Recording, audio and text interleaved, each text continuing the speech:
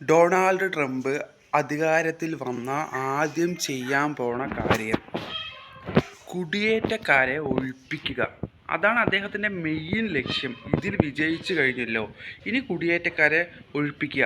Immigration department പറയുന്നത് 11 ലക്ഷത്തിലധികം ആൾക്കാർ അവിടെ കുടിയേറി വന്നിട്ടുണ്ടെന്നാണ് പറയുന്നത്. 11 ലക്ഷത്തിലേറെ ആൾക്കാർ അവിടെ കുടിയേറി വന്നിട്ടുണ്ട്. കാരണം ട്രംപ് തന്നെ പറയുന്നത് അവിടെ കുറേ കേസിൽപ്പെട്ട ആൾക്കാരടക്കം അവിടെയുണ്ട്, ഓരോ സ്ഥലത്തു നിന്ന് കുടിയേറി വന്ന ആൾക്കാർ.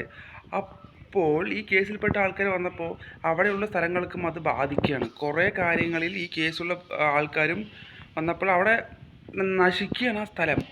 ഒരുപാട് പേര്, 11 ലക്ഷത്തിൽ അതിൽ കണക്കിൽപ്പെടാത്ത ആൾക്കാരൊക്കെ ഉണ്ട്. ഇപ്പം നമുക്ക് കള്ള വിസയിൽ വന്നതും അതുപോലെ കപ്പലിൽ കയറി വന്നതും പഴയ ആൾക്കാർ അടക്കം അവിടെ ഒരുപാട് പേരുണ്ട്. അപ്പോൾ ഇനി അത് സ്ട്രോങ് ആക്കി അതെല്ലാം ചെക്ക് ചെയ്യാനാണ് ട്രംപിൻ്റെ പരിപാടി.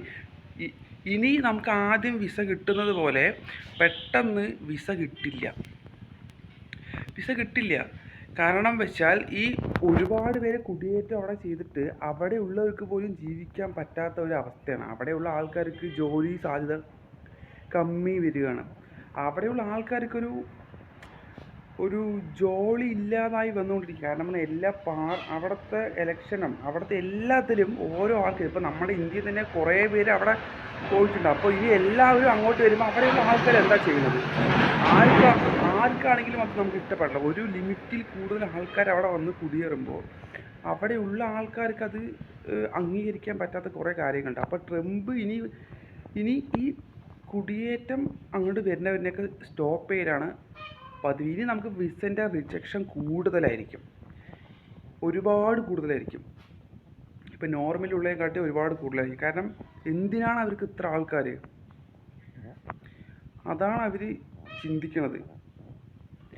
ട്രംപിൻ്റെ ആദ്യത്തെ ലക്ഷ്യം ഇതാണ്. കാരണം 11 ലക്ഷത്തിലധികം ആൾക്കാർ അവിടെ കുടിയേറ്റത്തിന് വന്നിരിക്കുകയാണ്. ഇത്രയും മാത്രം കുടിയേറാൻ എന്തിനാണ്? ഇപ്പം